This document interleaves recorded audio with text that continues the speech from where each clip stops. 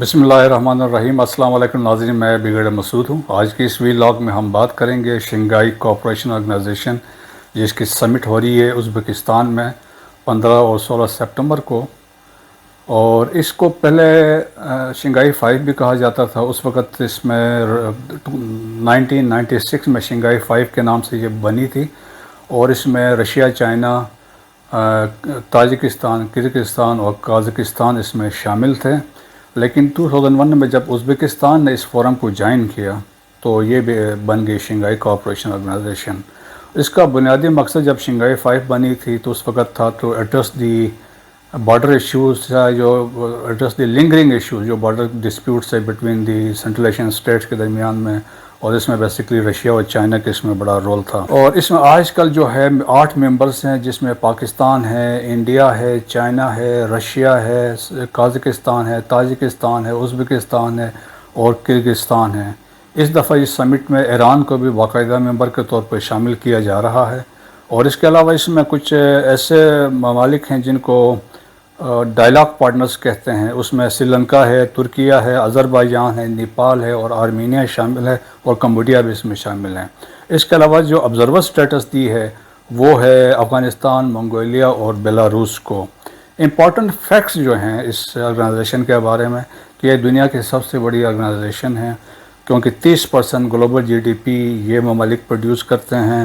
40% world की population है और 60% वर्ल्ड जो दुनिया का जो एरिया है ये कंट्रीज़ इसको कवर करते हैं। ऑब्जेक्टिव्स ये है किनन थी friendly relations among the member states, mutual trust और कॉन्फिडेंस था। और सब्सिक्वेंटली इसमें ट्रेड एक्टिविटीज़ में शामिल हुई, इकॉनमी शामिल हुई, पॉलिटिकल सिक्योरिटी इसमें चीज़ें शामिल थी और सब्सिक्वेंटली टेररिज्म भी इसमें उन्होंने शामिल किया। इसको अभी तक लीड इस साल तक उज़्बेकिस्तान कर रहा था। इस सितंबर के बाद ये इंडिया की रिस्पांसिबिलिटी होगी टू लीड दी एचसीओ। और देखते हैं कि इसमें इंडिया करता क्या है। उस दफ़ा का जो थीम है वो है the world is coming to Samarkand, जो उज़्बेकिस्तान में ये थीम पब्लिसिटी इसकी हो रही है। वेस्ट इसको देखता है as a counter balance to NATO और उनको वो समझते हैं कि ये एक एफ़र्ट की गई है bye Russia and China to counter US and western allies तमाम बाकी फील्ड्स में।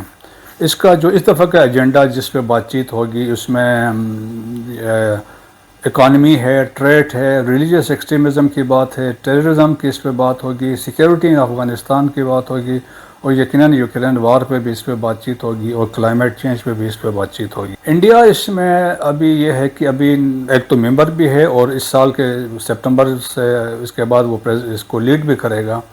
तो इंडिया वैसे आपको देखा शुरू से आपने देखा होगा कि वो किसी भी फोरम में पाकिस्तान के कहे बगैर, पाकिस्तान के ख़िलाफ़ कुछ कहे बगैर रह नहीं सकता है। हर फोरम में उनकी कोशिश होती है कि पाकिस्तान को प्रेजेंट करे as a country sponsoring terrorism unfortunately.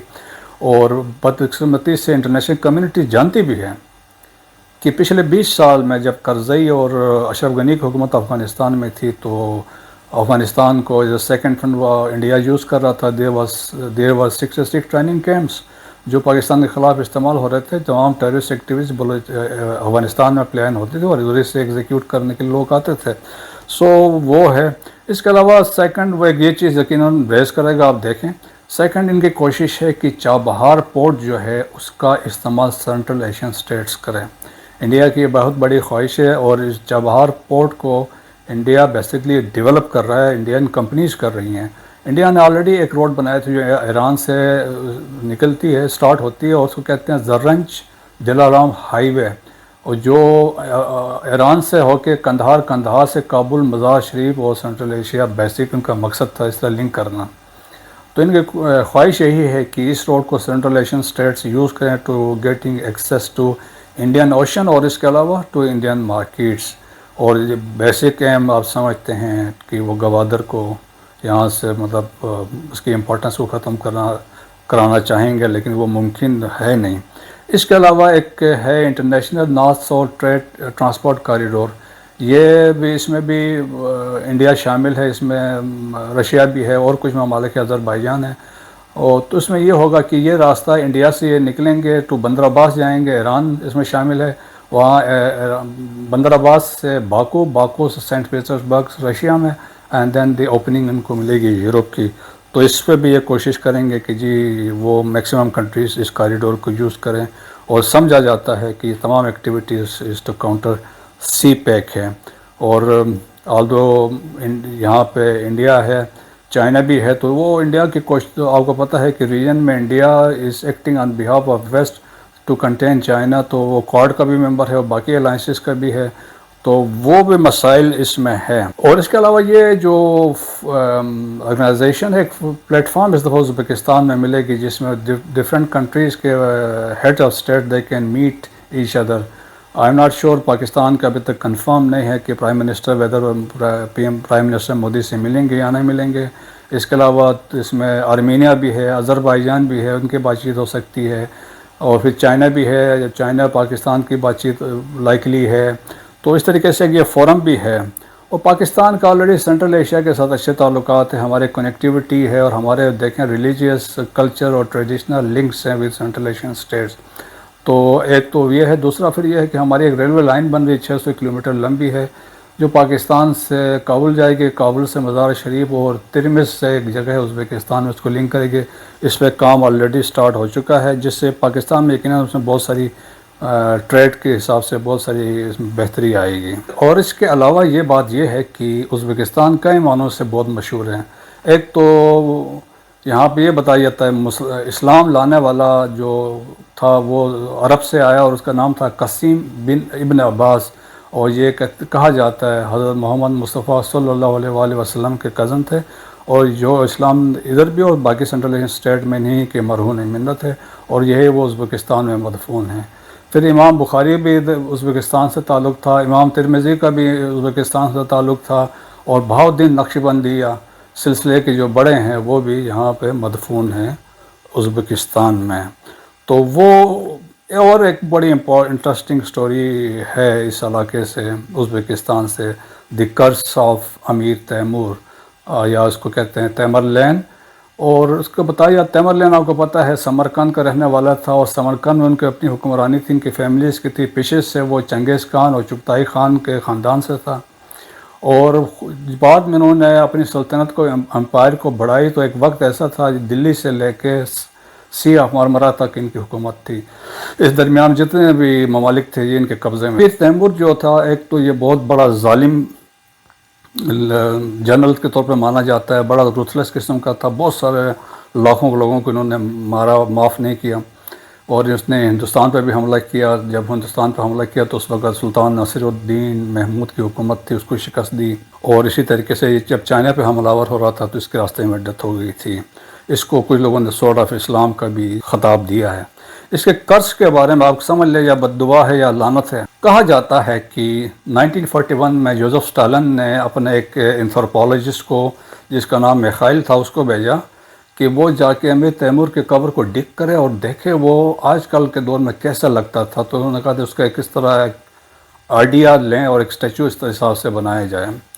تو یہ میخائل جب ازبکستان گیا تو وہاں پہ لوگوں نے اس کا ایسے کرنے سے منع کیا، اور انہوں نے کہا اس کے ساتھ، اس کور کے ساتھ ایک تو بے حرمتی ہوگی، دوسرا کافی سٹوریز ہیں تو اس میں بڑا نقصان کا اندیشہ ہے. لیکن سنس وہ انسسٹ کیا اور اکارڈنگلی قبر کھودی گئی. جب قبر کھودی گئی تو اس کے اندر سے کہتے ہیں کوئی کاغذ ملا جس پہ لکھا ہوا تھا whomsoever open my tomb shall unleash an invader even more terrible than myself. اس کا مطلب کہنے کا یہ تھا کہ جو بھی میرے قبر کو اس طرح کھولے گا یا کھودے گا تو ان کے ساتھ ایسا ہوگا جو مجھ سے زیادہ خطرناک قسم کا شخص ہوگا جو بربادی کا باعث بنے گا.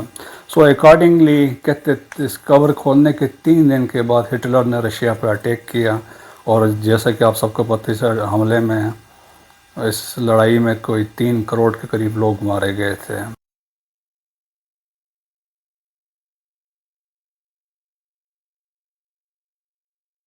جب اس کی قبر کھودی گئی تھی پھر اس کے جو ریمینز تھے وہ ماسکو لے کے گئے تھے. تو 1 سال کے بعد جوزف اسٹالن نے پھر کہا کہ اس کو واپس سمرقند بھجوا دیا تھا، اور اس کی دوبارہ وہاں پہ ری بریل ہوئی سمرقند بخارا میں. تو آج بھی اس کے وہاں پہ ٹورسٹ ان کے جو ٹوم کو دیکھنے کے لیے آتے ہیں.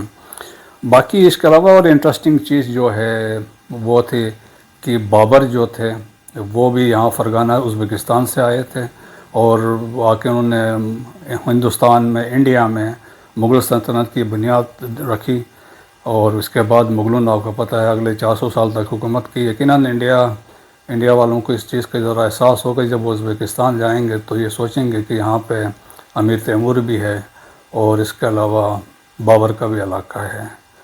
تو دیکھتے ہیں انڈیا ابھی اس اگلے 1 سال تک اس کو لیڈ کرے گا تو حالات اس فورم میں، آرگنائزیشن میں کس طرف جاتے ہیں۔ وی لاگ دیکھنے کا شکریہ۔ پاک فوج زندہ باد، پاکستان پائندہ باد۔